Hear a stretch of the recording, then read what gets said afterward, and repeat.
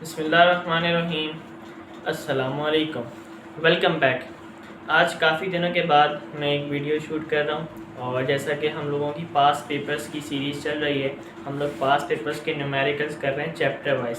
Chapter number 2 scalars and vectors और chapter number 10 geometrical optics के हम लोग ऑलरेडी पास पेपर्स के जितने भी न्यूमेरिकल्स आए थे 10 सालों में उनको हम लोग ऑलरेडी डिस्कस कर चुके हैं और वो मैं ऑलरेडी अपने चैनल के ऊपर अपलोड कर चुका हूँ। आज काफ़ी दिनों के बाद मैं एक वीडियो बना रहा हूँ और आज की इस वीडियो में हम लोग चैप्टर नंबर 4 जिसका नाम मोशन इन टू डायमेंशन है और फर्स्ट ईयर फिजिक्स का है chapter number 4 motion in two dimension. तो आज हम लोग chapter number 4 motion in two dimension के पास पेपर्स के न्यूमेरिकल्स को डिस्कस करेंगे। पिछले 10 सालों में 2010 से लेकर 2019 तक पिछले 10 सालों में जितने भी न्यूमेरिकल्स आए हैं इस चैप्टर में, चैप्टर नंबर 4 में, उनको आज की इस वीडियो में हम लोग डिस्कस करेंगे। ठीक है, तो 2019 में कोई भी न्यूमेरिकल नहीं आया तो हम लोग जाहिर सी बात है ऑब्वियसली 2018 से शुरू करते हैं। 2018 में क्वेश्चन नंबर 2 का पार्ट 2 हमारे पास आया था, calculate the angle of projection. हमें मालूम करना था एंगल ऑफ प्रोजेक्शन यानी कि थीटा मालूम करना था। एंगल को किससे रिप्रेजेंट करते हैं?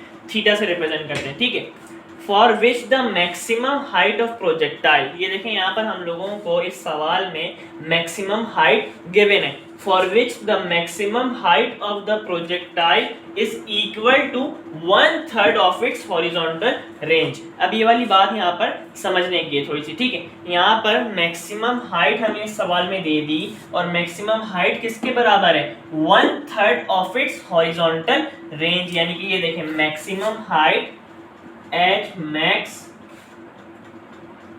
फॉर विच मैक्सिमम हाइट को किससे रिप्रेजेंट करते हैं? कैपिटल एच से। और मैक्सिमम के लिए मैंने लगा दिया यहाँ पर छोटा सा मैक्स। एच मैक्स रिप्रेजेंट करता है मैक्सिमम हाइट को। ठीक है, for which the maximum height of projectile is equal to का मतलब ये इक्वल टू का साइन लगा दें आप लोग। ठीक है, इज इक्वल टू 1/3 ये देखें 1/3 लिख दिया, 1/3 ऑफ इट्स हॉरिजॉन्टल रेंज। और रेंज को किससे रिप्रेजेंट करते हैं? आर से रिप्रेजेंट करते हैं। तो ये देखें for which the maximum height of projectile is equal to 1/3 of its horizontal range. 1/3 of its horizontal range. यहाँ पर हम लोगों ने आसानी से इक्वेशन बना ली, बहुत इजी मैंने आप लोगों को समझाया। ठीक है, अब डेटा बना लेते हैं हम लोग according to the given condition.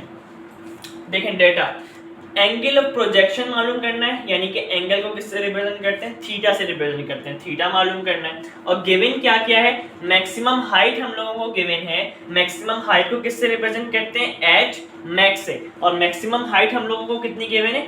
1/3 of its horizontal range. ये देखें 1/3 ऑफ इट्स रेंज। ये मैंने आप लोगों को वहां पर ऑलरेडी इक्वेशन में लिख के समझा दी थी ये वाली बात कि ये हमारे पास कैसे बना। ठीक है, मैक्सिमम हाइट हम लोगों को गिवन है 1/3 ऑफ इट्स हॉरिजॉन्टल रेंज। तो ये देखें यहाँ पर लिख दिया h max is equal to according to the question h max maximum height is equal to का साइन डाला 1/3 of its horizontal range. 1/3 of its range और रेंज को आर से रिप्रेजेंट करते हैं। ये हम लोगों ने यहाँ पर डेटा बना लिया। ठीक है, अब solution according to the given condition. हमारे पास गिवन कंडीशन क्या है कि maximum height is equal to, ये देखिए मैक्सिमम हाइट इक्वल टू का साइन डाला, maximum height is equal to 1/3 of its horizontal range. ये 1/3 ऑफ इट्स हॉरिजॉन्टल रेंज, ये हमारे पास थी कंडीशन। तो हम लोगों ने according to the given condition of the question we have made the equation. ठीक है, हम लोगों ने यहाँ पर इक्वेशन बना ली। अब सिंपल कुछ भी नहीं करेंगे, एच मैक्स की जगह पे एच मैक्स का फॉर्मूला पुट करेंगे और रेंज की जगह पे रेंज का फॉर्मूला पुट करेंगे। आप लोगों ने ऑलरेडी पढ़ा हुआ है ये वाली बात थ्योरी में। एच मैक्स का यानी कि मैक्सिमम हाइट का फॉर्मूला क्या होता है? Chapter number 4 motion in two dimension में एच मैक्स का क्या फॉर्मूला होता है? v0 square sine square theta upon 2g। ये वाली इक्वेशन आप लोग डिराइव करते हैं तो आप लोगों को एच मैक्स का फॉर्मूला याद रखना है, v0 square sine square theta upon 2 g is equal to as it is डाल दिया, 1/3 एज इट इज लिखा। और रेंज का फॉर्मूला क्या होता है chapter number 4 motion in 2 dimension में, रेंज का फॉर्मूला होता है, हॉरिजॉन्टल रेंज का फॉर्मूला होता है v0 square sine 2 theta upon g. ये फॉर्मूला आप लोगों ने याद रखना है। और ये जो डेरिवेशन होती हैं मैक्सिमम हाइट की, रेंज की, time for the maximum flight की, ये इक्वेशन जो है वो डिराइव करने के लिए बाकायदा शॉर्ट क्वेश्चन में आती भी हैं, ठीक है। तो ये फॉर्मूलाज आप लोगों को बहुत अच्छे से याद रखने हैं। अब हम लोग क्या करेंगे और से देखिएगा, ये देखें v0 स्क्वायर से v0 स्क्वायर कैंसिल हो गया, ठीक है। अब g से g हो गया हमारे पास कैंसिल। अब बचा क्या क्या, देखें इस तरफ क्या बचा, लेफ्ट हैंड साइड पे क्या बचा, साइन स्क्वायर थीटा अपॉन 2 बचा, ठीक है। साइन स्क्वायर थीटा ऊपर बचा और नीचे क्या बचा, नीचे g कर दिया तो नीचे क्या बचा, 2 बचा। लेफ्ट हैंड साइड पे हमारे पास क्या बचा, साइन स्क्वायर थीटा अपॉन 2। तो ये देखें यहाँ पर लिख दिया साइन स्क्वायर थीटा अपॉन 2, ये हमारे पास लेफ्ट हैंड साइड पे बचा। और राइट हैंड साइड पे क्या बचा, राइट हैंड साइड पे क्या बचा, साइन 2 थीटा बचा ऊपर। तो साइन 2 थीटा मल्टीप्लाई किससे कर रहा है, ये देखें साइन 2 थीटा किससे मल्टीप्लाई कर रहा है, 1 से मल्टीप्लाई कर रहा है। तो ऊपर हमारे पास साइन 2 थीटा बचा था और साइन 2 थीटा मल्टीप्लाई किससे कर रहा था, 1 से कर रहा था। तो sine 2 theta multiply by 1 is equal to sine 2 theta, ये देखें ऊपर लिख दिया। राइट हैंड साइड में हमारे पास ऊपर बचा साइन 2 थीटा। अब नीचे हमारे पास राइट हैंड साइड पे क्या बचा, कुछ भी नहीं बचा। कुछ भी नहीं बचा तो मतलब क्या बचा, 1 बचा। और ये देखिए 1 किससे मल्टीप्लाई कर रहा है, ये 3 से मल्टीप्लाई कर रहा है। तो 3 1 जा 3। तो राइट हैंड साइड पे हमारे पास नीचे बचा 3, यहाँ पर हम लोगों ने 3 लिख दिया, ठीक है। अब आगे बढ़ते हैं। अब एक आइडेंटिटी यूज हो रही है हमारे पास, बहुत आसान आइडेंटिटी है जो आप लोग थ्योरी में भी पढ़ते हैं। साइन 2 थीटा किसके बराबर होता है, साइन 2 थीटा हमारे पास बराबर होता है, ये एक आइडेंटिटी है, ठीक है। साइन 2 थीटा हमारे पास बराबर होता है 2 साइन थीटा कॉस थीटा। अब साइन 2 थीटा की जगह मैं पुट कर दूंगा 2 साइन थीटा और कॉस थीटा। तो ये देखें sine square theta as it is upon 2 as it is equal to as it is. अब साइन 2 थीटा की जगह मैं क्या पुट करूंगा, 2 साइन थीटा कॉस थीटा। तो देखें साइन 2 थीटा की मैंने साइन 2 थीटा की जगह मैंने पुट कर दिया 2 साइन थीटा कॉस थीटा और अपॉन में क्या है 3 यहाँ पर मैंने लिख दिया एज इट इज, ठीक है।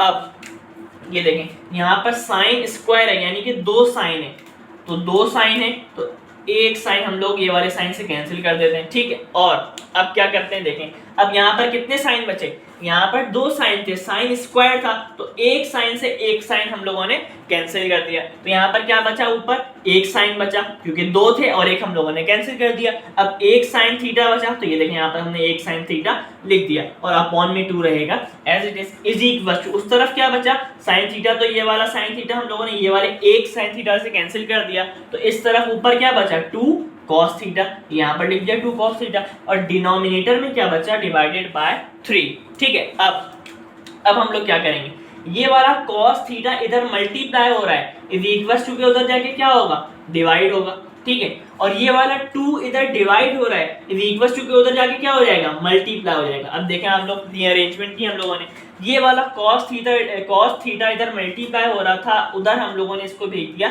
डिवाइड में, तो ये क्या हो गया sin theta upon cos theta. और ये वाला 2 इधर डिवाइड हो रहा था, हम लोगों ने इसको इज इक्वल टू के उधर भेज दिया मल्टीप्लाई में, तो ये क्या हो गया 2 मल्टीप्लाई बाय 2 लिख दिया और अपॉन में क्या था 3 रहेगा एज इट इज, ठीक है। अब ये भी एक आइडेंटिटी है कि sign theta upon cos theta किसके बराबर होता है, साइन अपॉन कॉस किसके बराबर होता है टेन थीटा के बराबर होता है, ठीक है। ये हम लोगों ने लिख दिया साइन अपॉन कॉस बराबर होता है टेन थीटा के, equals to as it is 2 multiply by 2 क्या होगा 4 अपॉन 3 रहेगा एज इट इज, ठीक है। अब 4 को आप लोग अपने कैलकुलेटर में डिवाइड करें 3 से तो क्या आंसर आएगा tan theta as it is equals to 4 divided by 3 is equals to 1.33। हम लोगों को टेन थीटा थोड़ी चाहिए, हम लोगों को क्या चाहिए, हम लोगों को थीटा चाहिए, एंगल चाहिए। तो थीटा निकालने के लिए हम लोग क्या करेंगे टेन को उधर पे इज इक्वल्स टू के उस तरफ टेन को हम लोग भेज देंगे इनवर्स में, ठीक है।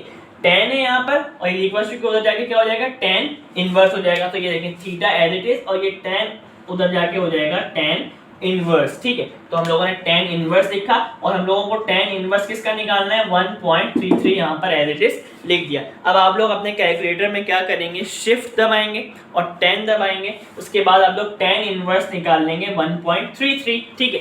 तो 1.33 का tan इनवर्स आ जाएगा 53.1 और हमारे पास थीटा यानी कि एंगल बराबर आ गया 53.1 डिग्री के, ठीक है। बहुत ज़्यादा इजी न्यूमेरिकल था, ये हम लोगों ने इस तरह से सॉल्व कर लिया। अब आप लोग इसको नोट डाउन करें और आगे हम लोग फर्दर कंटिन्यू करते हैं। अब 2018 के बाद 2017 में क्वेश्चन नंबर 2 का पार्ट 8 आया है इस चैप्टर में से। सवाल क्या है, a boy standing 12 meter from a building, एक लड़का है और वो बिल्डिंग से, ये एक लड़का है और ये बिल्डिंग से, ये एक बिल्डिंग बना देते हैं, ये बिल्डिंग से 12 मीटर दूर खड़ा हुआ है, ये बिल्डिंग से 12 मीटर दूर खड़ा हुआ है, यानी कि 12 मीटर क्या हो गई, रेंज हो गई। रेंज किसे कहते हैं, हॉरिजॉन्टल डिस्टेंस को कहते हैं। ये देखें हॉरिजॉन्टल किसे कहते हैं, इसे कहते हैं हॉरिजॉन्टल यानी कि एक्स एक्सिस। तो रेंज क्या होती है, रेंज होती है हॉरिजॉन्टल डिस्टेंस। तो ये देखें ये लड़का बिल्डिंग से कितनी रेंज पर खड़ा हुआ है, 12 मीटर दूर खड़ा हुआ है। Standing 12 meter from a building, 12 meter from a building की दूरी पे से ये बंदा खड़ा हुआ है, ठीक है। बिल्डिंग से 12 मीटर अवे खड़ा हुआ है, तो ये इसकी हो गई रेंज 12 मीटर। रेंज क्या होती है, एक्चुअली रेंज होती है हॉरिजॉन्टल डिस्टेंस। ये देखें ये हॉरिजॉन्टल है और हॉरिजॉन्टल डिस्टेंस होती है रेंज। तो a boy standing 12 meter from a building, एक बॉय है और ये बिल्डिंग है और ये बॉय बिल्डिंग से कितना दूर खड़ा हुआ है, 12 मीटर। तो 12 मीटर क्या होगा, इसकी रेंज होगी, ठीक है। Can just barely reach the roof 10 meter above him when he throws a ball at an optimum angle। और उसने बॉल जो है वो ऊपर उछाली, ठीक है। और ये बिल्डिंग, ये देखें can just barely reach the roof 10 meter above him, यानी कि ये बिल्डिंग की जो रूफ है, ये बिल्डिंग की जो टोटल हाइट है, ये कितनी गिवन है, 10 मीटर गिवन है। हमें सवाल में बिल्डिंग की हाइट दे दी, यानी कि मैक्सिमम हाइट गिवन है। From a building can just barely reach the roof 10 meter above him, ठीक है। यानी कि बिल्डिंग की मैक्सिमम हाइट हम लोगों को सवाल में कितनी दे दी, 10 मीटर, ठीक है। अब इसी को देखते हुए हम लोग आगे सवाल पढ़ लेते हैं। when he throws a ball at an optimum angle with respect to the ground, ठीक है। find the initial velocity components of the ball। अब ये वाली बात भी थोड़ी सी मैं क्लियर कर देता हूँ, पहले सवाल को दोबारा से ओवरव्यू ले लेते हैं। एक बॉय है और वो बिल्डिंग से कितना दूर खड़ा हुआ है, 12 मीटर की दूरी पे खड़ा हुआ है। तो 12 मीटर क्या हो गया, इसकी रेंज हो गई। रेंज क्यों हो गई, range is a horizontal distance. Range कहते हैं हॉरिजॉन्टल फासले को, हॉरिजॉन्टल मतलब ऐसे, रेंज क्या होती है, हॉरिजॉन्टल डिस्टेंस होती है। तो 12 मीटर क्या हो गई, इसकी रेंज हो गई। और बिल्डिंग की मैक्सिमम हाइट हम लोगों को गिवन है क्वेश्चन में कितनी, 10 मीटर अबव हिम, ठीक है। 10 मीटर की है ये बिल्डिंग की हाइट, ठीक है। तो बिल्डिंग की मैक्सिमम हाइट हम लोगों को कितनी गिवन है, 10 मीटर। अब ये वाली बात थोड़ी सी मैं बता देता हूँ, find the initial velocity components of the ball. बहुत सारे बच्चों को ये वाली बात पता होगी। चैप्टर नंबर 4 में मोशन इन 2 डायमेंशन में हम लोग इनिशियल वेलोसिटी को शो करते हैं v नॉट से, ठीक है। ये वाली बात आप लोगों को बहुत सारों को पता होगी। चैप्टर नंबर 4 में हम लोग इनिशियल वेलोसिटी को शो करते हैं v नॉट से और फाइनल वेलोसिटी को शो करते हैं v से, ठीक है। अब आगे बढ़ते हैं। अब इनिशियल हॉरिजॉन्टल वेलोसिटी होगी तो क्या होगा, हॉरिजॉन्टल के लिए हम लोग क्या लगाते हैं, x लगाते हैं, ठीक है। और इनिशियल हॉरिजॉन्टल होगी तो मतलब इनिशियल को किससे शो करते हैं, v नॉट से शो करते हैं। और इनिशियल हॉरिजॉन्टल है तो हॉरिजॉन्टल के लिए मैं लगा दूंगा x, ठीक है, कोई इशू की बात नहीं। ये हो गई इनिशियल हॉरिजॉन्टल वेलोसिटी, ठीक है। अब फाइनल वेलोसिटी को किससे शो करते हैं, v से शो करते हैं। मैं कहता हूँ final horizontal velocity, horizontal velocity के क्या लगाते हैं, x लगाते हैं। तो फाइनल हॉरिजॉन्टल वेलोसिटी यानी कि v के साथ में लगा दूंगा x, ठीक है। ये शो कर रहा है फाइनल हॉरिजॉन्टल वेलोसिटी को। और इसी तरह से इनिशियल वेलोसिटी को किससे शो करते हैं, v नॉट से। अब मैं कहता हूँ इनिशियल वर्टिकल वेलोसिटी, वर्टिकल के लिए क्या लगाते हैं, y लगाते हैं। तो ये देखें इनिशियल वर्टिकल वेलोसिटी के लिए मैं लगा दूंगा y, तो v नॉट y शो करता है इनिशियल वर्टिकल वेलोसिटी को। अब इसी तरह से final vertical velocity, final velocity को किससे शो करते हैं, v से शो करते हैं। तो वर्टिकल के लिए क्या लगाते हैं, y लगाते हैं। तो फाइनल वर्टिकल वेलोसिटी के लिए मैं लगा दूंगा vy शो कर रहा है फाइनल वर्टिकल वेलोसिटी को। ठीक है, ये वाली बात मैंने आप लोगों को समझा दी। अब आगे देख लेते हैं, डेटा बना लेते हैं इसको गिवन कंडीशन के मुताबिक। अब बॉय स्टैंडिंग 12 मीटर, यानी कि ये मैंने आपको बात समझा दी। ये हम लोगों को क्या गिवन है, रेंज गिवन है। ठीक है, ये देखें रेंज कितनी गिवन है, 12 मीटर, यहाँ पे पुट कर दिया। अब from a building can just barely reach the roof 10 meter above him. 10 meter above him का मतलब ये क्या गिवन है हम लोगों को, मैक्सिमम हाइट किसकी गिवन है, बिल्डिंग की गिवन है। मैक्सिमम हाइट कितनी गिवन है, और मैक्सिमम हाइट को किससे शो करते हैं, एच मैक्स से। कितनी गिवन है, 10 मीटर। ठीक है, अब आगे मालूम क्या करना है, find the initial velocity components of the ball. Components किसी भी चीज के दो होते हैं, x और y। तो इनिशियल वेलोसिटी को किससे शो करते हैं, v नॉट से शो करते हैं। और कंपोनेंट्स किसी भी चीज के दो होते हैं, यानी कि v नॉट x और v नॉट y। ये हम लोगों को मालूम करना है, ये जो मैंने आप लोगों को यहाँ पर बात बताई। ठीक है, अब ये देखिए मालूम क्या करना है, initial velocity components of the ball. Components दो होते हैं, एक होता है हॉरिजॉन्टल जिसको x कहते हैं, और एक होता है वर्टिकल जिसको y कहते हैं। ठीक है, तो ये देखें यहाँ पर मैंने लिखा initial horizontal velocity. Initial velocity को किससे शो करते हैं, v नॉट से, और हॉरिजॉन्टल के लिए मैंने लगा दिया x। ये मालूम करना है v नॉट x, और कंपोनेंट्स है यानी कि दो कंपोनेंट्स मालूम करने हैं वेलोसिटी के।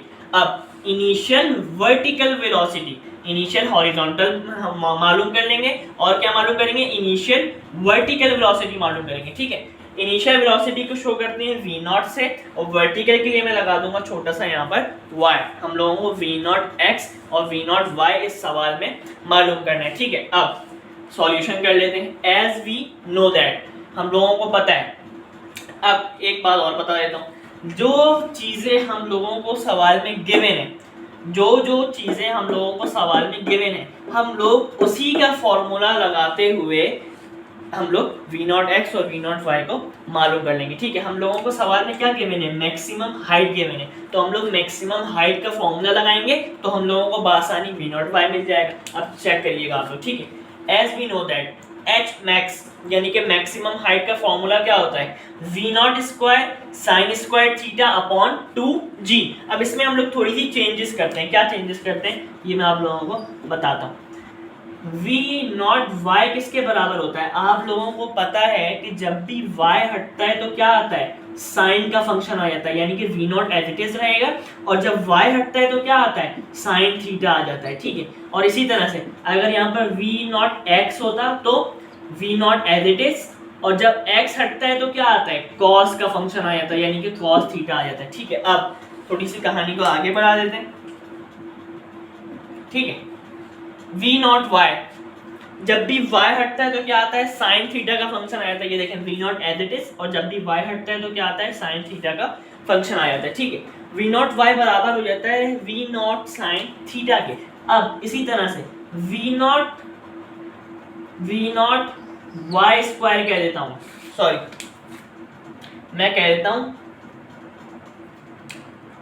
v नॉट स्क्वायर y, ये किसके बराबर होगा, v नॉट स्क्वायर y किसके बराबर होगा, ये देखिए इसके ऊपर स्क्वायर आ गया, सिर्फ मैंने कुछ भी नहीं किया। ये देखिए यहाँ पर क्या था, v नॉट y था, मैंने क्या किया, v नॉट स्क्वायर y लिख दिया। तो ये किसके बराबर होगा, v naught sine theta as it is लिख देंगे। ठीक है, ये एज इट इज लिखा। देखें ये देखें v नॉट स्क्वायर, ऊपर हम लोगों ने क्या किया था, v नॉट y बराबर था किसके, v नॉट साइन थीटा के। कैसे था, ये देखें ये v naught as it is लिख दिया, और y हटता है तो क्या आता है, साइन का फंक्शन आ जाता है। अब इसी तरह से नीचे आ जाए, v नॉट स्क्वायर y लिखा मैंने, v not square as it is लिखूंगा तो ये देखें v नॉट के ऊपर स्क्वायर लगा दिया। ठीक है, और जब y हटता है तो क्या आता है, साइन थीटा का फंक्शन आ जाता है। तो लेकिन क्योंकि यहाँ पर स्क्वायर था तो यहाँ साइन के ऊपर भी लगा दूंगा स्क्वायर, तो v नॉट स्क्वायर y किसके बराबर हो जाएगा, v not square sine square theta के। ये ठीक है, ये मैंने आप लोगों को चेंजेस करना यहाँ पर सिखाई, कुछ भी चीज नहीं थी, मुश्किल कुछ भी नहीं था। v नॉट y ऊपर किसके बराबर था, जब भी y हटता है तो क्या आता है, साइन थीटा आ जाता है। ये देखें v not y is equal to v naught as it is, y हटता है तो क्या आता है sin थीटा आता है। अब मैंने इसको नीचे ये वाली कंडीशन ले ली, ठीक है, अभी बताता हूँ आप लोगों को। अब मैंने नीचे क्या ले लिया, v नॉट स्क्वायर y ले लिया, तो ठीक है, is equal to v not square as it is, और जब भी y हटता है तो क्या आता है sin थीटा आ जाता है। लेकिन क्योंकि यहाँ पर स्क्वायर लगा हुआ था v नॉट के ऊपर, तो यहाँ पर मैं sin के ऊपर भी लगा दूंगा स्क्वायर, ठीक है। तो v नॉट स्क्वायर y किसके बराबर होता है, v not square sin square theta के बराबर होता है। अब ये देखें यहाँ पर आप लोगों को लिखा हुआ दिख रहा है, ये v not square sin square theta, ये देखें यहाँ पर लिखा हुआ है v not square sin square theta यहाँ पर लिखा हुआ है, और ये पूरा किसके बराबर आ जाएगा, v नॉट स्क्वायर y के बराबर आ जाएगा। तो ये देखें v not square sin square theta की जगह मैं क्या लिख सकता हूँ, v नॉट स्क्वायर y लिख सकता हूँ, ठीक है। ये मैंने आप लोगों को कंडीशन समझा दी। h max as it is equals to v not square sin square theta की जगह मैं क्या लिख सकता हूँ, v नॉट स्क्वायर y, ये मैंने यहाँ पर पुट कर दिया, अपॉन में क्या है 2g एज इट इज, ठीक है। अब आगे बढ़ लेते हैं, 2g यहाँ पर डिवाइड हो रहा है, इज इक्वल टू उधर जाके क्या होगा, मल्टीप्लाई होगा, तो ठीक है, ये v not square y as it is equal to h max multiply by 2g, ठीक है। अब h max हम लोगों को सवाल में कितना गिवन है 10, ये v not square as it equals to h max कितना गिवन है 10 as it is multiply 2 as it is, g की वैल्यू क्या होती है 9.8 एज इट इज, ठीक है। v not square y as it is equals to 10 as it is multiply 9.8 multiply by 2 क्या होगा 19.6, ठीक है। उसके बाद v not square y as it is equal to 10 multiply by 19.6 क्या होगा 196। अब हम लोगों को v नॉट y चाहिए, ये देखें हम लोगों को क्या चाहिए v नॉट y चाहिए, v नॉट स्क्वायर y नहीं चाहिए, v नॉट y चाहिए। तो हम लोग क्या करेंगे, taking root on both sides, ये स्क्वायर को हटाने के लिए हम लोग क्या ले लेंगे, दोनों साइड पे रूट ले लेंगे, ठीक है। तो ये देखें v not square y root ले लिया इज इक्वल टू 196, और हम लोगों ने दोनों तरफ ले लिया रूट। अब ये स्क्वायर से ये रूट हो गया कैंसिल, तो हम लोगों को v नॉट y ये मालूम हो जाएगा, और 196 का रूट क्या होता है 14 होता है, और वेलोसिटी का यूनिट क्या होता है 14 मीटर पर सेकंड, ठीक है। जो हम लोगों को चाहिए था v नॉट y, ये हम लोगों ने रूट लेके स्क्वायर को कैंसिल किया, तो हम लोगों के पास v नॉट y यहाँ पर आ गया कितना 14 मीटर पर सेकंड। अब हम लोग इसका अगला कॉम्पोनेंट निकाल लेंगे v नॉट x, जब तक आप लोग ये नोट डाउन करें। अब हम लोगों ने v नॉट y को मालूम कर लिया, अब v नॉट x के लिए हम लोग क्या करेंगे, एक फॉर्मूला डिस्टेंस का हम लोगों को याद होता है, क्या फॉर्मूला होता है डिस्टेंस का, s is equal to v into t. अब इसको हम लोग ट्रांसफॉर्म करेंगे, s क्या होता है डिस्टेंस होता है, यहाँ पर हमारे पास डिस्टेंस कौन सा गिवन है हॉरिजॉन्टल डिस्टेंस गिवन है, यानी कि हॉरिजॉन्टल डिस्टेंस को क्या कहते हैं रेंज कहते हैं। तो s की जगह में क्या लिख दूंगा r लिख दूंगा इज इक्वल टू v, यानी कि वेलोसिटी कौन सी वाली होगी, जाहिर सी बात है जब रेंज आ गई, रेंज का मतलब क्या होता है हॉरिजॉन्टल डिस्टेंस, तो वेलोसिटी भी कौन सी वाली होगी हॉरिजॉन्टल वाली होगी, यानी कि v नॉट x होगी, और हम लोगों को मालूम भी यही करना है v not x multiply by t। और टाइम कौन सा वाला होगा, टाइम होगा मैक्सिमम हाइट वाला time.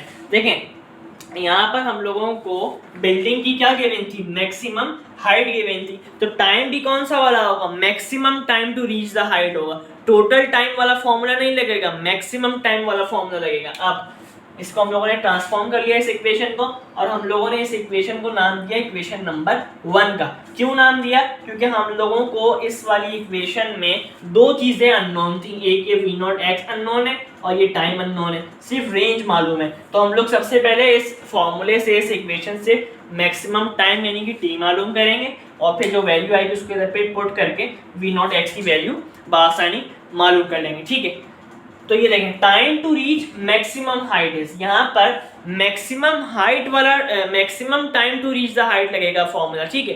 Total time of the flight वाला फॉर्मूला नहीं लगेगा, क्योंकि सवाल में हम लोगों को maximum height of the building given है, throw the ball at an optimum angle with respect to the ground, ठीक है। यहाँ पर ये देखिए गिवन है reach the roof 10 meter above him, सवाल में हम लोगों को बिल्डिंग की क्या गिवन है मैक्सिमम हाइट गिवन है, तो टाइम भी कौन सा वाला होगा maximum time to reach the flight वाला फॉर्मूला लगेगा, ठीक है। टोटल टाइम वाला फॉर्मूला नहीं लगेगा। तो ये देखें टी यानी कि maximum time to reach the height का क्या फॉर्मूला होता है v naught sine theta upon g. ये हमारे पास फॉर्मूला होता है, डिराइव भी करते हैं आप लोग, जिस तरह से हाइट का फॉर्मूला होता है, रेंज का फॉर्मूला होता है, इसी तरह से हमारे पास total maximum time to reach the height का फॉर्मूला होता है t is equal to v naught sine theta upon g. ठीक है, अब इसको मजीद ट्रांसफॉर्म कर लेते हैं। ये देखें v नॉट साइन थीटा, ये देखिए यहाँ पर क्या लिखा है, v नॉट साइन थीटा किसके बराबर होता है, v नॉट y के बराबर होता है। जब हमारे पास साइन थीटा हटता है तो क्या आता है, y आ जाता है। तो ये देखें v नॉट y आ जाएगा, साइन थीटा हटता है तो क्या आ जाता है, y आ जाता है। तो ये देखें t as it is equal to v naught और साइन थीटा की जगह क्या आ जाएगा y, और अपॉन में g रहेगा एज इट इज। अब t is equal to v naught y हम लोगों ने ऑलरेडी निकाल लिया था। अभी कितना निकाला था वी नॉट वाई, 14 निकाला था। ठीक है, आप लोगों ने नोट डाउन किया होगा, हम लोगों ने निकाल लिया था। वी नॉट वाई कितना निकाला था, 14 अपॉन जी की वैल्यू क्या होती है 9.8।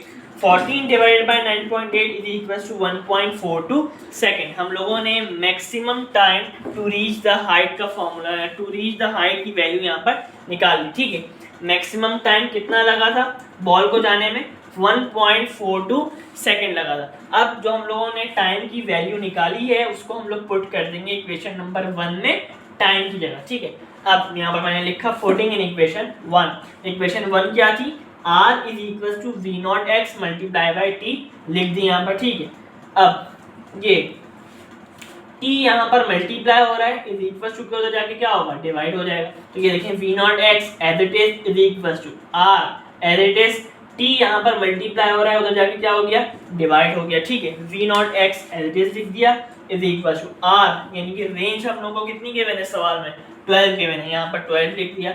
t मैक्सिमम टाइम वाला हम लोगों ने वैल्यू अभी निकाली, मैक्सिमम टाइम की कितनी निकाली, 1.42 ये निकाल ली, यहाँ पर पुट कर दी, r की जगह 12 पुट कर दिया, और टाइम की जगह जो वैल्यू निकाली थी 1.42 वो यहाँ पर हम लोगों ने पुट कर दी। ठीक है, अब 12 डिवाइडेड बाय 1.42 क्या आ जाएगा, 8.4, और इस तरह से हम लोगों ने v नॉट x की वैल्यू मालूम कर ली 8.4 मीटर पर सेकेंड। बहुत ज़्यादा इजी न्यूमेरिकल था जो मैंने आप लोगों को डिटेल में एक्सप्लेन किया। इसको अपनी कॉपी में नोट डाउन करें, फिर हम लोग आगे फर्दर कंटिन्यू करते हैं। अब 2017 के बाद 2016 में क्वेश्चन नंबर 2 का पार्ट 3 आया था हमारे पास इस चैप्टर में से।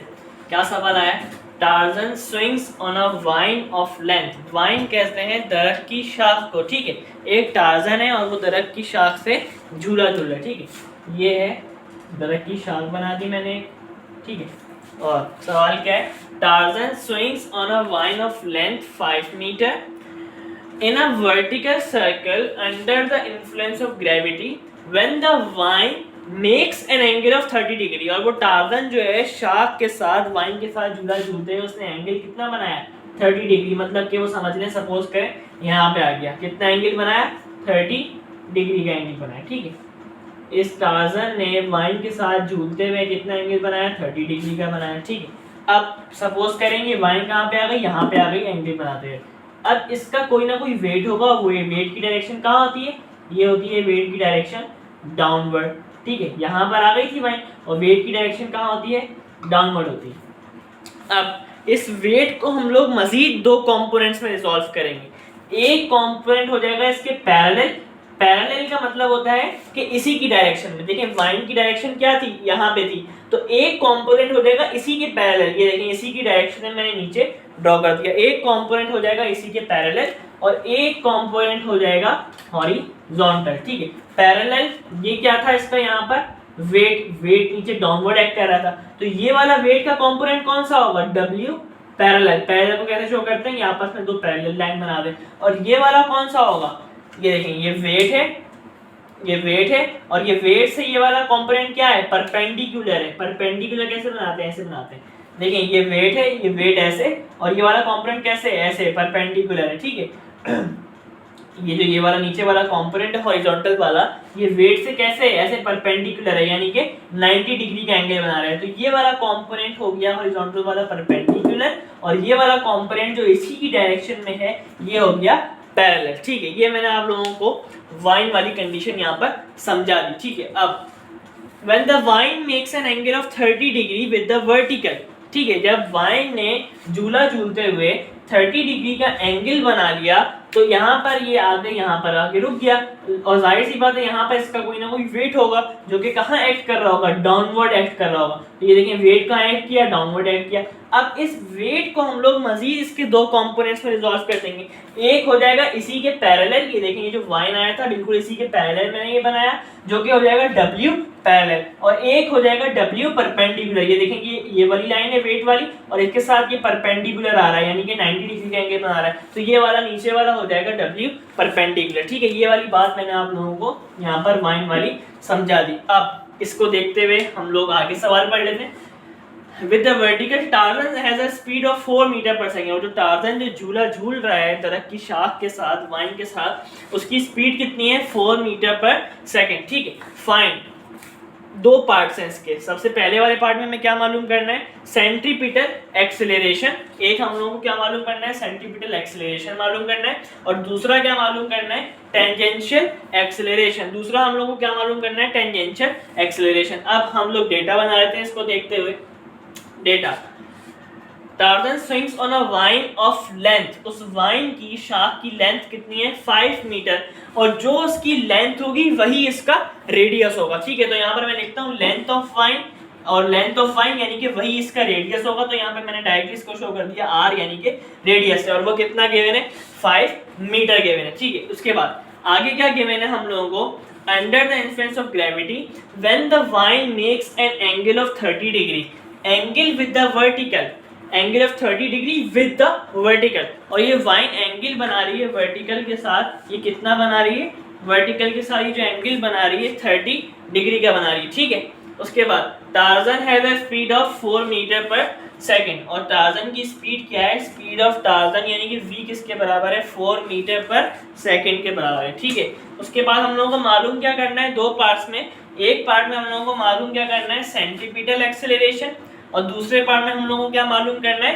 टेंजेंशियल एक्सेलरेशन ए मालूम करना है। ठीक है, और सेंट्रीपिटल एक्सेलरेशन को किससे रिप्रेजेंट करते हैं, AC से रिप्रेजेंट करते हैं, और टेंजेंशियल एक्सेलरेशन को किससे रिप्रेजेंट करते हैं, A से रिप्रेजेंट करते हैं। ठीक है, और स्पीड ऑफ टार्जन हम लोगों को कितनी गिवन थी क्वेश्चन में, 4 मीटर पर सेकेंड। ये देखें स्पीड को किससे रिप्रेजेंट करते हैं, स्पीड को v से रिप्रेजेंट करते हैं। ठीक है, और ये एंगल को किससे रिप्रेजेंट करते हैं, एंगल को रिप्रेजेंट करते हैं थीटा से, और ये थीटा कितना गिवन है हम लोगों को, 30 डिग्री गिवन है। ठीक है, अब सॉल्यूशन। सेंट्रीपिटल एक्सेलरेशन का तो बहुत आसान फॉर्मूला है। सेंट्रीपिटल एक्सेलरेशन का क्या फॉर्मूला होता है, AC = v² r, बहुत इजी है।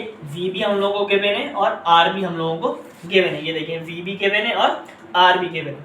अब v की जगह मैं क्या पुट करूंगा, 4, और v के ऊपर स्क्वायर है तो इसके ऊपर भी आ गया स्क्वायर, अपॉन r की जगह मैं क्या पुट करूंगा, 5 पुट करूंगा। 4 का स्क्वायर क्या होता है, 16 डिवाइडेड बाय 5। 16 डिवाइडेड बाय 5 हमारे पास किसके बराबर आ जाएगा, 3.2, और सेंट्रीपिटल एक्सेलरेशन हमारे पास आ गई 3.2। एक्सेलरेशन का यूनिट क्या होता है, मीटर पर सेकेंड स्क्वायर। अब आगे हम लोग बढ़ लेते हैं। वो हम लोग ऐसे लिखते हैं ना कि F=W, ये चीज़ हम लोग लिखते हैं ना F=W। तो देखें यहाँ पर मैंने यही चीज़ लिखी है, F=W। ये परपेंडिकुलर क्यों लगाया मैंने, कि अब ये देखिएगा, ये मैंने परपेंडिकुलर यहाँ पे क्यों लगाया। ये वाइन ऐसे यहाँ पर एंगल बनाता हुआ यहाँ पर वाइन आ गया, ठीक है, और यहाँ पर इसका कोई ना कोई वेट था जो कि कहाँ एक्ट कर रहा था, डाउनवर्ड एक्ट कर रहा था। ठीक है, इस वेट को हम लोगों ने मजीद दो कंपोनेंट्स में ब्रेक कर दिया।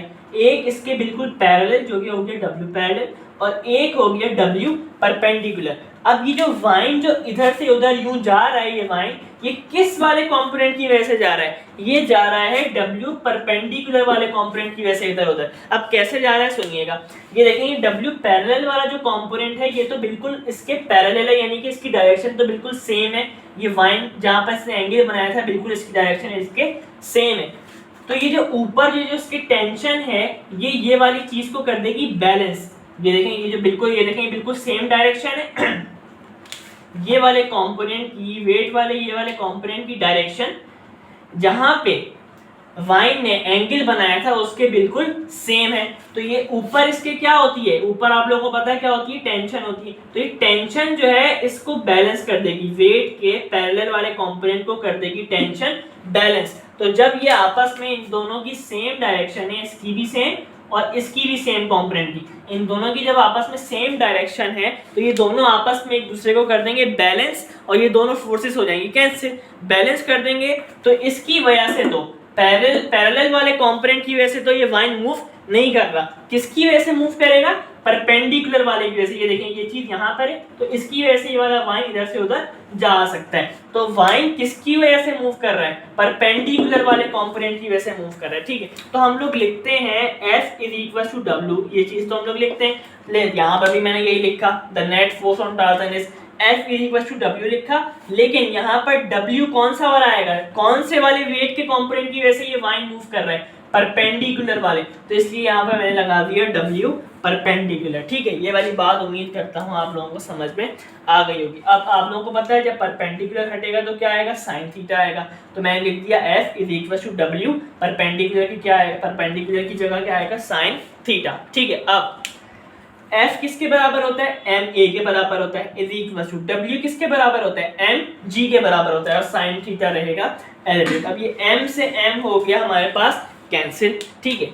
a हम लोग को मालूम क्या करना है, टेंजेंशियल एक्सीलरेशन a मालूम करना है, सेंट्रीपिटल एक्सीलरेशन ac हम लोग मालूम कर चुके हैं, ठीक है। देखें एक्सीलरेशन को किससे रिप्रेजेंट करते हैं, a से रिप्रेजेंट करते हैं, सेंट्रीपिटल के लिए मैंने लगा दिया छोटा सा c, ठीक है, और टेंजेंशियल एक्सीलरेशन को मैंने यहाँ पर खाली a से रिप्रेजेंट कर दिया, ठीक है। आप लोगों की मर्जी है, आप लोग a और टेंजेंशियल के लिए छोटा सा d लगा दें, आप लोगों की मर्जी, ठीक है। यहाँ पर मैंने इसको फिलहाल खाली a से डिनोट किया है। अब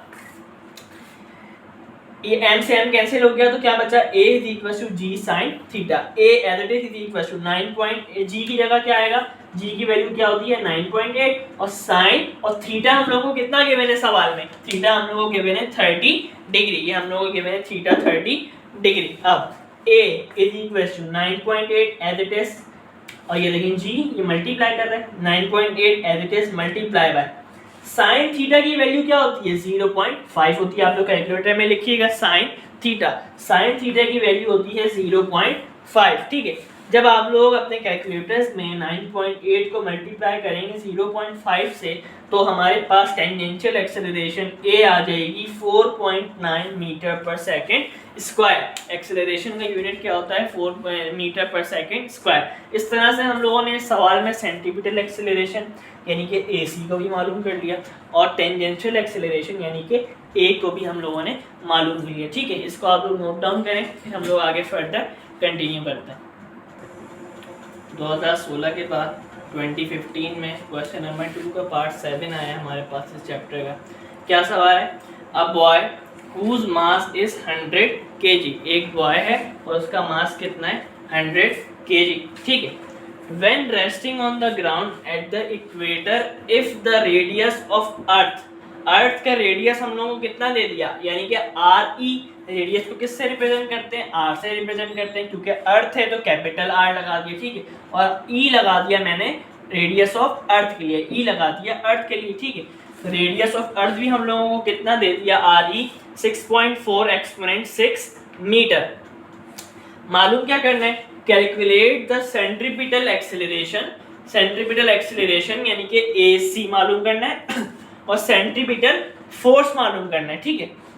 यानी कि फोर्स को किससे रिप्रेजेंट करते हैं F से, और सेंट्रीपिटल के लिए मैं लगा दूंगा छोटा सा C, यानी कि हम लोगों को मालूम करनी है सेंट्रीपिटल एक्सेलरेशन और सेंट्रीपिटल फोर्स, ठीक है। अब डेटा बना लेते हैं, बहुत ज्यादा इजी सवाल है।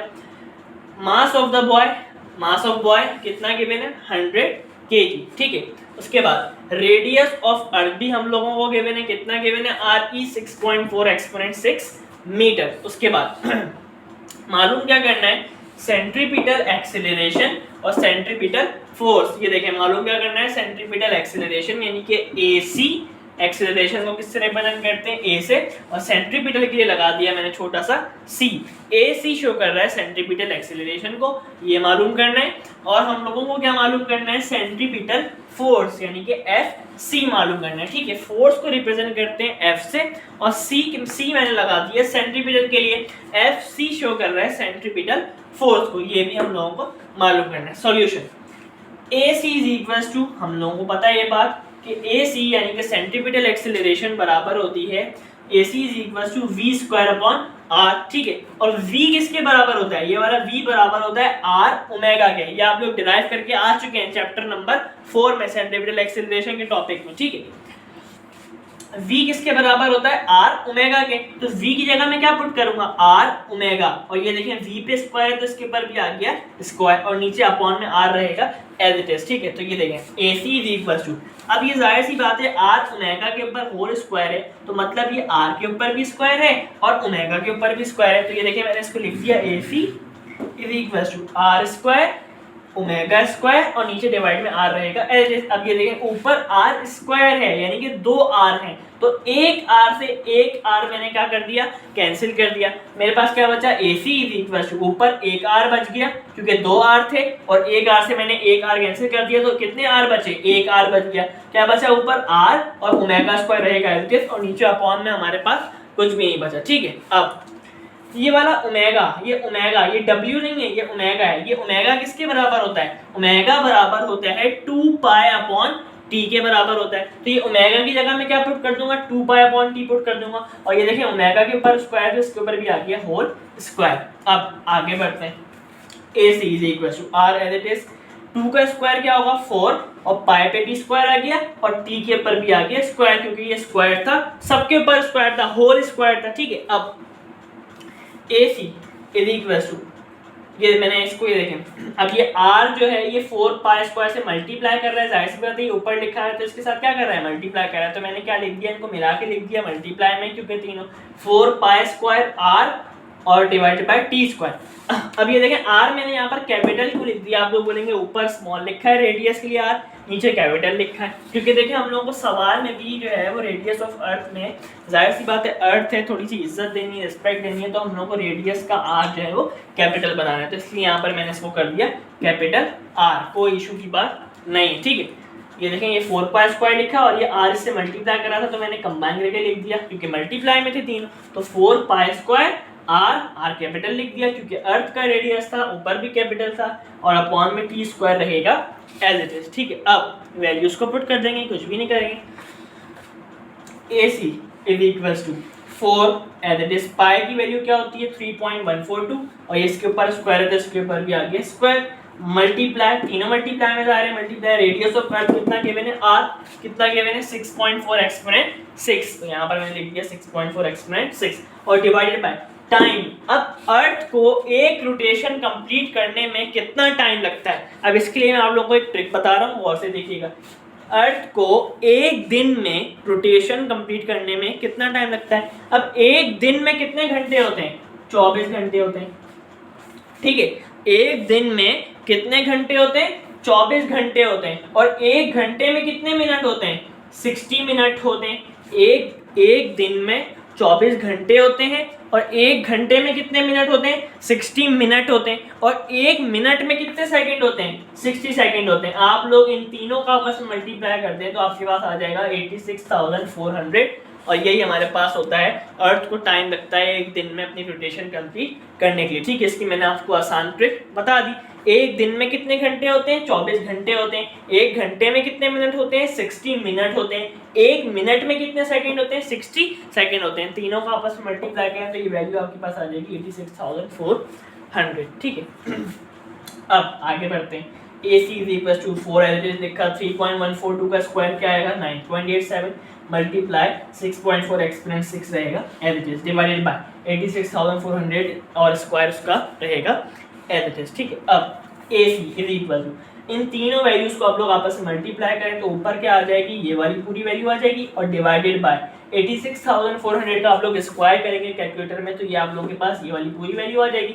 जब आप लोग इन दोनों वैल्यूज को आपस में डिवाइड करेंगे तो आप लोगों के पास AC यानी कि सेंट्रीपिटल एक्सेलरेशन बराबर आ जाएगी 0.034 मीटर पर सेकेंड स्क्वायर के। एक्सेलरेशन का यूनिट क्या होता है, मीटर पर सेकेंड स्क्वायर। अब दूसरा वाला पार्ट इसका बहुत आसान है, सेंट्रीपिटल फोर्स वाला, इसको आप लोग नोट डाउन करें, फिर हम लोग उसको फर्दर कंटिन्यू कर लेते हैं। अब हम लोगों ने सेंट्रीपिटल एक्सेलरेशन मालूम कर ली, अब सेंट्रीपिटल फोर्स के लिए हम लोग अपनी आगे फर्दर वर्किंग कर लेते हैं, ठीक है। सेंट्रीपिटल फोर्स के लिए हम लोग क्या करेंगे, आप लोगों ने बचपन में न्यूटन का सेकंड लॉ पढ़ा है। क्या होता है न्यूटन का second law, F is equal to ma। तो ये देखें according to Newton second law, ये आप लोगों ने बहुत पहले पढ़ चुके हैं बचपन में, न्यूटन का सेकंड लॉ क्या होता है, F is equal to ma। और जाहिर सी बात है फोर्स कौन सी मालूम करनी है, सेंट्रीपिटल, यानी कि F के नीचे c। जब फोर्स सेंट्रीपिटल मालूम करनी है तो एक्सेलरेशन भी कौन सी वाली होगी, सेंट्रीपिटल वाली होगी, यानी कि ac होगी। ठीक है, अब आगे आप लोग देखिएगा F C as it is equal to M और ए सी रहेगा एज इट इज। ठीक है, F C is equal to M, यानी कि मास कितना गिवन है हम लोगों को क्वेश्चन में, ये देखिए मास हम लोगों को क्वेश्चन में गिवन है 100 kg। उसके बाद मल्टीप्लाई, जाहिर सी बात है कि एम ए सी मल्टीप्लाई कर रहा है ए सी सेंट्रीपिटल एक्सेलरेशन, अभी अभी हम लोगों ने थोड़ी देर पहले निकाली, क्या निकाली थी सेंट्रीपिटल एक्सेलरेशन 0.034। जब आप लोग 100 को मल्टीप्लाई करेंगे 0.034 से तो आप लोगों के पास आंसर आएगा 3.4, और फोर्स का यूनिट क्या होता है, न्यूटन होता है। तो हम लोगों ने इस तरह से सेंट्रीपिटल फोर्स यानी कि एफ सी भी निकाल ली, कितनी 3.4 न्यूटन। यहाँ तक आप लोग नोट डाउन करें, फिर हम लोग इसको आगे फर्दर कंटिन्यू कर लेंगे। 2015 के बाद 2014 में इस चैप्टर में क्वेश्चन नंबर 2 का पार्ट 9 आया है। क्या सवाल है, a mortar shell is fired at a ground level target. एक शेल है और उसको फायर किया गया ग्राउंड से, ground level target of 400 metre distance. ठीक है, इसको मैं अभी आपको समझाता हूँ।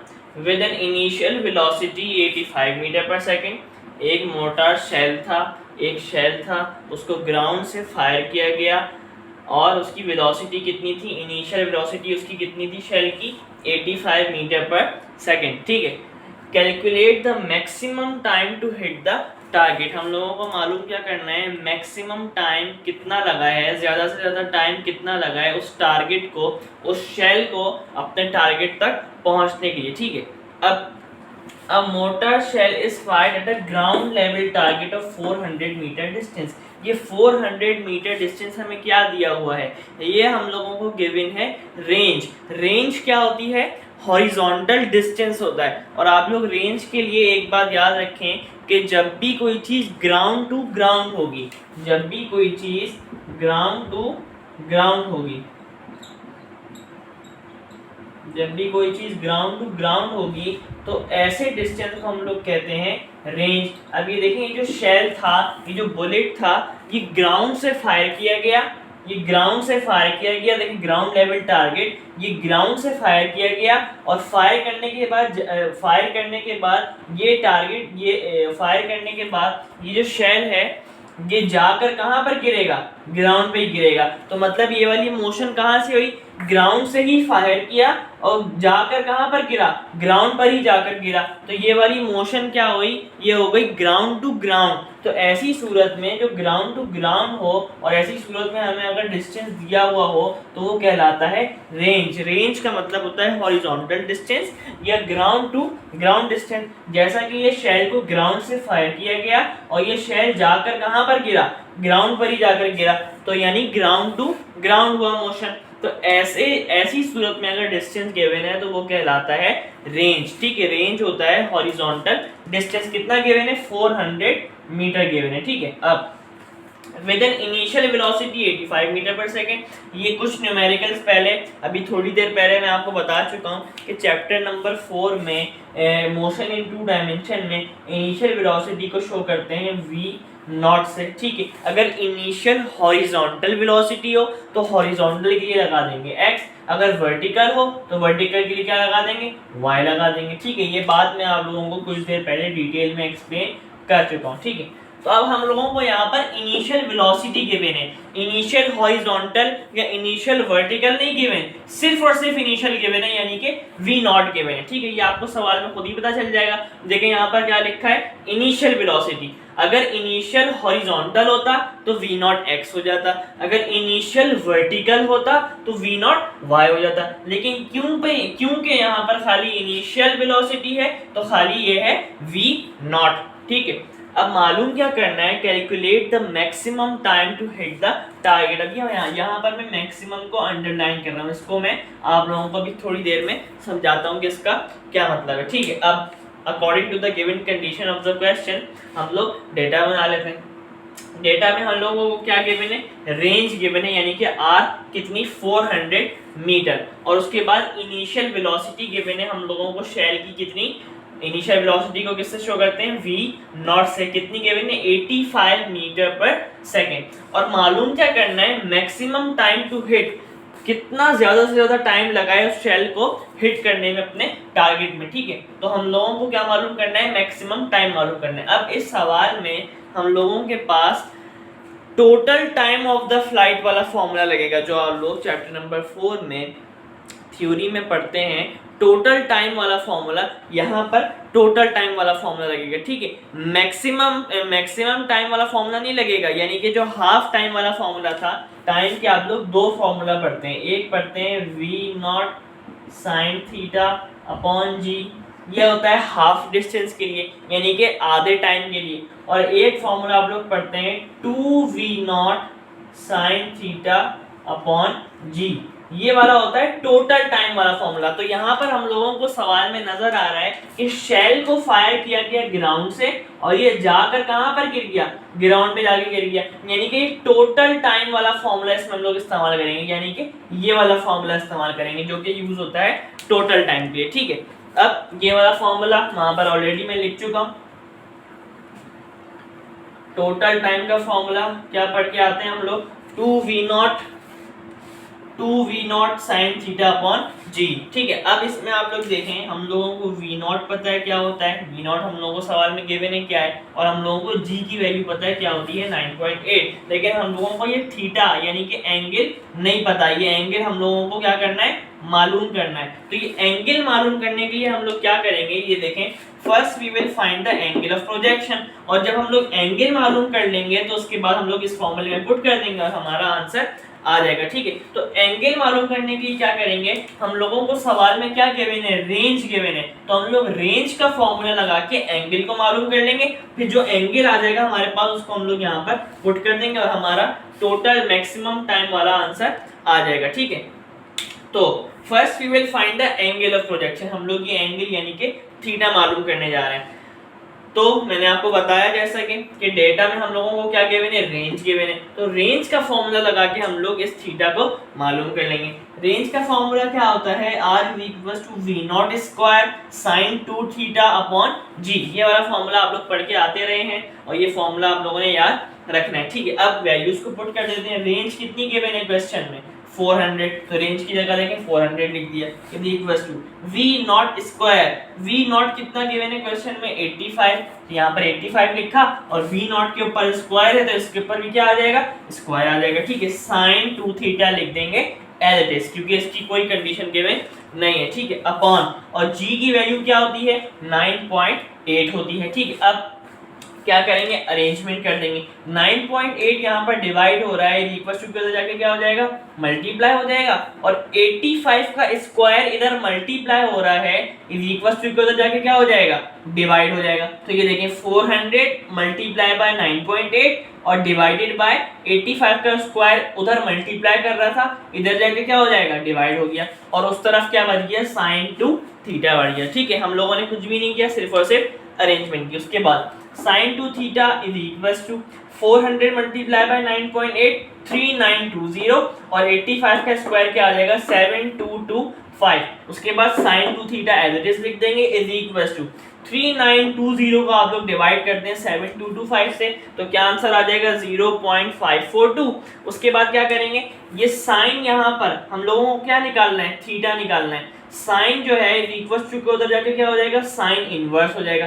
तो ये देखिए साइन को मैंने इक्वल टू के उधर भेज दिया, ये क्या हो गया, साइन इनवर्स हो गया। तो हम लोगों को साइन इनवर्स निकालना है किसका, 0.542 का। आप लोग कैलकुलेटर में शिफ्ट दबाएंगे, उसके बाद साइन दबाएंगे और 0.542 लिखेंगे, तो आप लोगों के पास साइन इनवर्स ऑफ 0.542 निकल जाएगा, ठीक है। साइन इनवर्स ऑफ 0.542 क्या होता है, 32.8 डिग्री, और यहाँ पर क्या लिखा होता है 2 थीटा, हम लोगों को खाली थीटा चाहिए, 2 यहाँ पर मल्टीप्लाई हो रहा है, उधर जाके क्या होगा, डिवाइड होगा, तो थीटा की वैल्यू हमारे पास क्या आ जाएगी, थीटा इज इक्वल टू 32.8, 2 उधर जाके हो गया डिवाइड। जब आप लोग 32.8 को डिवाइड करेंगे 2 से तो क्या आंसर आ जाएगा आप लोगों के पास 16.4 डिग्री। अब ये वाले एंगल को हम लोग डायरेक्टली यहाँ पर पुट नहीं कर सकते। देखिए सवाल में मैंने यहाँ पर मैक्सिमम को अंडरलाइन किया था और आप लोगों को बताया था कि मैं आप लोगों को ये मैक्सिमम टाइम वाली बात जो लिखी है ये आप लोगों को समझाता हूँ, ठीक है। एक बात आप लोग थ्योरी में पढ़ के आए होंगे कि सपोज करें ये ग्राउंड बना दिया मैंने, ठीक है, और एक टारगेट मैंने फायर किया और ये जाकर यहाँ पर गिर गया कितने पर, 30 डिग्री पर, ठीक है। और एक और टारगेट मैंने फायर किया लेकिन इस दफा 60 डिग्री पर गया, लेकिन वो फिर भी उसी जगह जाकर गिरा, ठीक है। ये वाली बात आप लोग पढ़ के आते रहे, ठीक है। अब नेक्स्ट एग्जाम्पल देखते हैं, इसकी मैं आप लोगों को पहचान बताता हूँ, ठीक है। एक टारगेट मैंने फायर किया और वो जाकर गिरा 45 डिग्री पर, सॉरी एक टारगेट मैंने फायर किया वो जाकर गिरा सपोज करें 70 डिग्री, एक टारगेट फायर किया वो जाकर गिर गया 40 डिग्री पर। अब दूसरा टारगेट फायर किया और वो जाकर गिरा, दूसरा टारगेट इस दफा फायर किया 50 डिग्री के ऊपर, लेकिन वो फिर भी जाकर उसी जगह पर गिरा। तो इसकी पहचान क्या होती है, इसकी पहचान ये होती है कि 50 और 40 को आप लोग सम करें, यानी कि 50 और 40 को आपस में ऐड करें तो इसका आंसर क्या आएगा, 90 डिग्री आएगा। और इसी तरह से 60 और 30 को आप लोग आपस में ऐड करें तो इसका भी आंसर क्या आएगा, 90 डिग्री आएगा। तो जब भी अगर दोनों एंगल्स का, ये देखें दोनों अलग अलग एंगल्स थे, जब भी अगर दोनों एंगल्स का सम 90 डिग्री के बराबर आ रहा है तो वो दोनों टारगेट जो है वो एक ही जगह जाकर गिरेंगे, ठीक है। अब आप लोग कोई भी मिसाल ले सकते हैं। अब सपोज करें एक एंगल में एक टारगेट फायर किया और वो 20 डिग्री के ऊपर जाकर यहाँ पर गिर गया, और 20 में मैं कितना ऐड करूंगे वो 90 बन जाए, 70 ऐड करूंगा। तो ये देखें 70 के ऊपर फायर किया लेकिन वो फिर भी जाकर उसी जगह पे गिरा, और ये देखें 70 और 20 का सम क्या आएगा, 90 डिग्री आएगा। तो मतलब 70 डिग्री और 20 डिग्री ऐसे एंगल हैं कि जहां पर जाकर टारगेट जो है वो एक ही जगह गिरता है, ठीक है। इसकी पहचान मैंने आपको बताई कि दोनों एंगल्स को आप लोग प्लस कर दें, अगर उसका सम यानी कि उसका आंसर 90 आ रहा है तो वो दोनों एंगल्स जो हैं, दोनों एंगल्स के ऊपर टारगेट जो है वो एक ही पोजीशन के ऊपर आकर गिरेगा। अब समझने वाली बात क्या है कि 30 डिग्री के ऊपर इसको टाइम लगेगा कम, टारगेट को टाइम लगेगा कम, और 60 डिग्री के ऊपर ये देखिए ये वाला है 60 डिग्री वाला, 60 डिग्री के ऊपर इसको टाइम लगेगा ज्यादा, जो कि शो हो रहा है, नजर आ रहा है। इसी तरह से 40 डिग्री के ऊपर, ये 40 डिग्री था ये वाला, 40 डिग्री के ऊपर टारगेट को टाइम लगेगा कम, और 50 डिग्री के ऊपर जो कि ये वाला है टारगेट को टाइम लगेगा ज्यादा, जो कि यहाँ पर शो हो रहा है। ज्यादा मतलब मैक्सिमम टाइम लगेगा।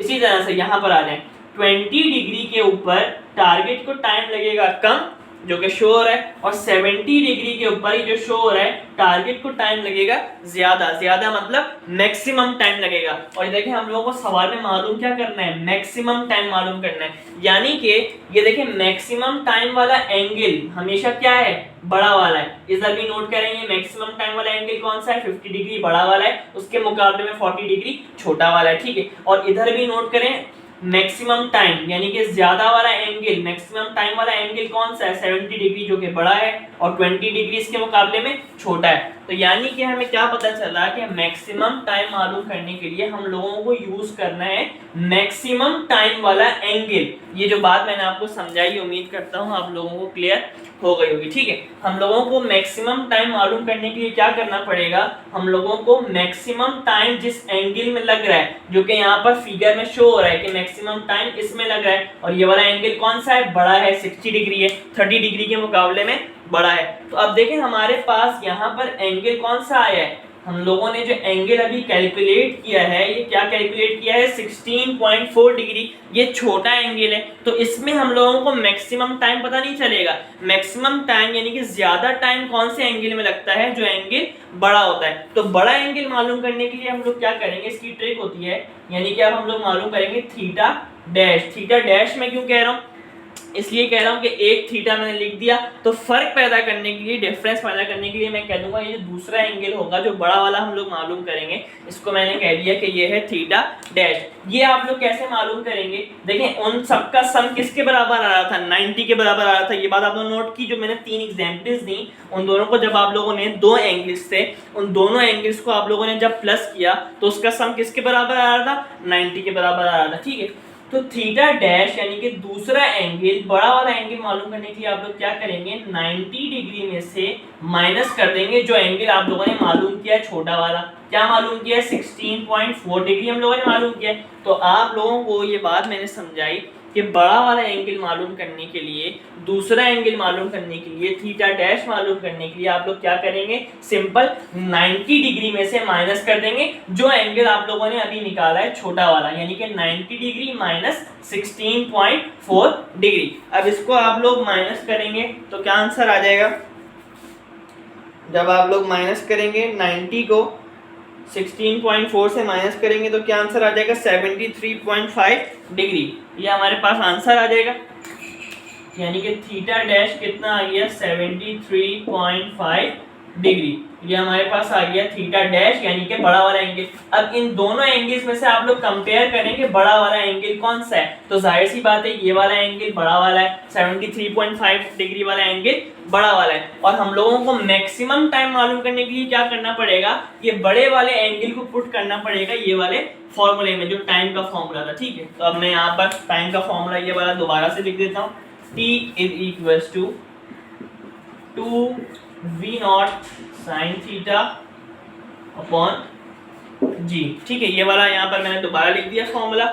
अब T is equals to 2 as it is लिख देंगे, v नॉट की जगह क्या लिखेंगे, v नॉट डेटा में हम लोगों को गिवन है, v नॉट कितना गिवन है, 85, तो v नॉट की जगह क्या आ गया, 85 साइन एज इट इज, और थीटा की जगह क्या पुट करेंगे, ये बड़ा वाला एंगल पुट करेंगे। बड़ा वाला एंगल क्यों पुट करेंगे, क्योंकि हम लोगों को मैक्सिमम टाइम चाहिए, और मैक्सिमम टाइम के लिए हम लोगों को लार्जर वाला एंगल पुट करना पड़ता है, जो जिसकी वैल्यू मैंने अभी यहाँ पर निकाली है, और आप लोगों को पूरा सिनेरियो समझाया कि ऐसा क्यों होता है। ठीक है, साइन और थीटा की जगह ये बड़ा वाला एंगल जो हमने अभी निकाला 73.5 डिग्री, इसको हम लोग यहाँ पर पुट करेंगे, डिवाइडेड बाय जी की वैल्यू क्या होती है, 9.8।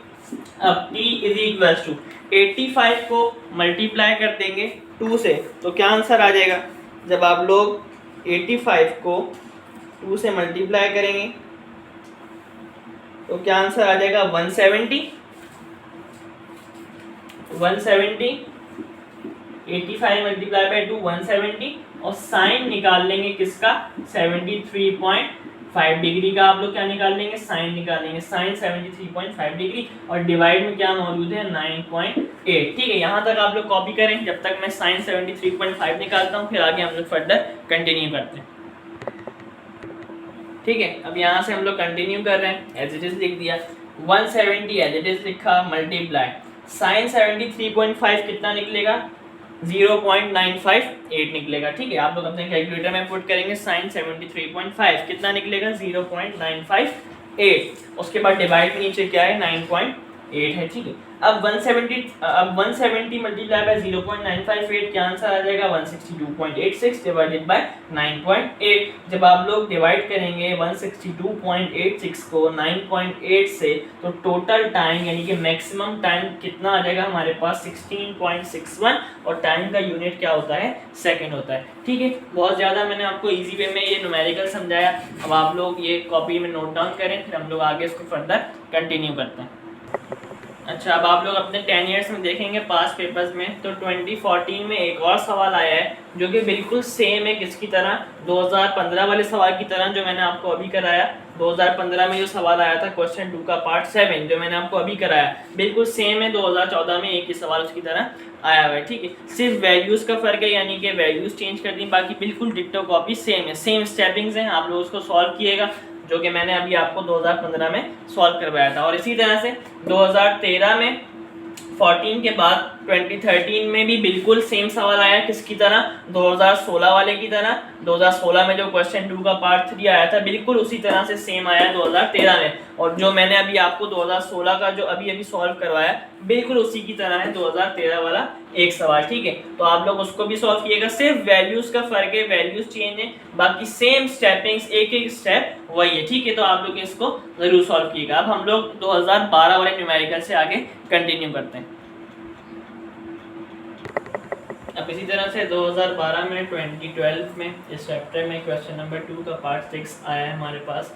अ diver leaps from a tower. जो डाइवर होते हैं ना, जो जंप लगाते हैं, जो जिम्नास्टिक करते हैं, तो डाइवर है यहाँ पर जो जंप लगाते हैं। A diver leaps from a tower with an initial horizontal velocity component of 7 metre per second. अब देखिए यहाँ पर सवाल में उसने हमें क्या दिया, इनिशियल हॉरिजॉन्टल वेलोसिटी कंपोनेंट, यानी कि इनिशियल वेलोसिटी को किससे शो करते हैं, v नॉट से, और हॉरिजॉन्टल वेलोसिटी है तो यानी कि क्या लगा देंगे, v नॉट x। मालूम है हम लोगों को कितना गिवन है, 7 metre per second. And upward velocity component, देखिए अपवर्ड क्या है, वर्टिकल क्या होती है, वर्टिकल की डायरेक्शन क्या होती है, अपवर्ड होती है, यानी कि y एक्सिस। तो वर्टिकल का मतलब ये है, यहाँ पर अपवर्ड का मतलब है वर्टिकल कंपोनेंट, ठीक है। And upward velocity component of 5 metre per second. Upward velocity component यहाँ पर हमें क्या गिवन है, वर्टिकल वेलोसिटी कंपोनेंट, यानी कि इनिशियल वर्टिकल वेलोसिटी हम लोगों को गिवन है, ठीक है। कितनी गिवन है, 5 मीटर पर सेकंड। मालूम क्या करना है, find the components of its velocity along x and y axis after 1.5 seconds। वो हमें ये कह रहा है कि आप लोग वेलोसिटी के कंपोनेंट्स बताएं x और y के आफ्टर 1.5 सेकंड, यानी कि हम लोगों को फाइनल हॉरिजॉन्टल वेलोसिटी, देखिए हॉरिजॉन्टल को कैसे शो करते हैं, x से, और वर्टिकल को y से। तो हम लोगों को आफ्टर, यानी कि हम लोगों को फाइनल हॉरिजॉन्टल वेलोसिटी और फाइनल वर्टिकल वेलोसिटी बतानी है कब, आफ्टर 1.5 सेकंड, यानी कि टाइम भी उसने हमें दे दिया कितना, 1.5 सेकंड, ठीक है। अब डेटा बना लेते हैं। क्या गिवन है, initial horizontal velocity. Initial velocity को किससे शो करते हैं, v नॉट से। हॉरिजॉन्टल के लिए क्या लगा देंगे, x, यानी कि v नॉट x कितना गिवन है, 7 मीटर पर सेकंड। उसके बाद और क्या गिवन है, अपवर्ड वेलोसिटी कंपोनेंट, यानी कि initial vertical velocity. Initial velocity के लिए v नॉट और वर्टिकल के लिए लगा देंगे छोटा सा y। v नॉट y कितना गिवन है, 5 मीटर पर सेकंड। मालूम क्या करना है, और हम लोगों को सवाल में गिवन क्या है, टाइम गिवन है कितना, 1.5 सेकंड। और मालूम क्या करना है कि 1.5 सेकंड के बाद, यानी कि 1.5 सेकंड के बाद उसकी फाइनल हॉरिजॉन्टल वेलोसिटी क्या होगी, x एंड y एक्सिस, और उसकी फाइनल वर्टिकल वेलोसिटी क्या होगी, ठीक है। ये भी बात मैं आप लोगों को बता चुका हूँ कि चैप्टर नंबर 4 में मोशन इन 2 डायमेंशन में फाइनल वेलोसिटी को शो करते हैं v से, और हॉरिजॉन्टल के लिए लगा देंगे x, यानी कि v x बताना है, और फाइनल वर्टिकल वेलोसिटी बताना है। फाइनल वेलोसिटी को v से शो करते हैं और वर्टिकल के लिए क्या लगा देंगे, छोटा सा y, यानी कि हम लोगों को v x बताना है और v y बताना है, ठीक है। बहुत आसान सा सॉल्यूशन है इसका। Solution, since the x component of velocity remains constant, ये बात आप लोगों ने थ्योरी में भी पढ़ी है कि x कंपोनेंट जो होता है वेलोसिटी का, चाहे वो इनिशियल हॉरिजॉन्टल वेलोसिटी हो, x कंपोनेंट का मतलब क्या होता है, हॉरिजॉन्टल। x कंपोनेंट जो होता है हमेशा, ये बात आप लोगों ने थ्योरी में पढ़ी होगी कि x कंपोनेंट जो होता है वो हमेशा सेम होता है, यानी कि इनिशियल वाला भी सेम होगा और फाइनल वाला भी सेम होगा, उसमें कोई तब्दीली नहीं आएगी। यानी कि इनिशियल हॉरिजॉन्टल वेलोसिटी भी जो होगी वही होगी हमारे पास फाइनल हॉरिजॉन्टल वेलोसिटी। यानी कि चैप्टर नंबर 4 में मोशन इन 2 डायमेंशन में ये बात आप लोगों ने पढ़ी है कि जो x कंपोनेंट होता है वेलोसिटी का, चाहे वो इनिशियल वाला x हो चाहे वो फाइनल वाला x कंपोनेंट हो, वो दोनों हमेशा रहते हैं सेम, कभी भी चेंज नहीं होते। यानी कि जो हमारे पास इनिशियल हॉरिजॉन्टल कंपोनेंट होगा वो बराबर होगा फाइनल हॉरिजॉन्टल कंपोनेंट के, और अगर जो हमारे पास फाइनल हॉरिजॉन्टल कंपोनेंट होगा वो बराबर होगा इनिशियल हॉरिजॉन्टल कंपोनेंट के। यानी कि हमने क्या पता चला कि जो x कंपोनेंट होता है वेलोसिटी का वो इनिशियल भी वही रहता है और फाइनल भी वही रहता है। यानी कि